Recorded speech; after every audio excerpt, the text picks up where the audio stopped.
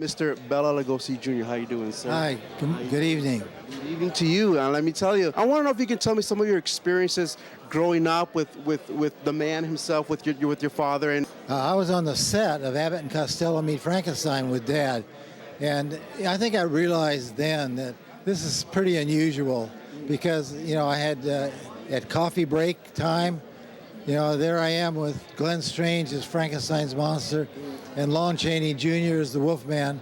It's a pretty heady experience. yes. Now, what was it like for you growing up, especially in high school? I mean, when kids knew who you were and who your father was. You don't like to draw attention to yourself when you're high school age. Yeah. You want to blend into the lockers. Yeah. Okay, so I went by Bill because I thought that would, eliminate a bunch of questions. Yes. It didn't. That's what I was gonna say. So, but I mean, as soon as the kids found out who your father was, did they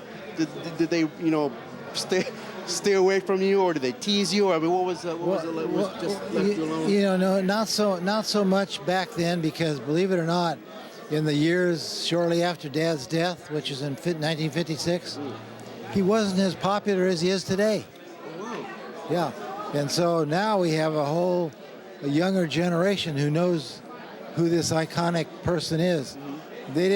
He wasn't icon status back then. When you're sitting at home, flipping through the channels, and you happen to come across one of your father's movies, what comes to your mind? Do you figure, well, I've seen it, or do you still watch him? Or what comes to your mind when you see one of your father's movies? I look at it with more interest than I used to.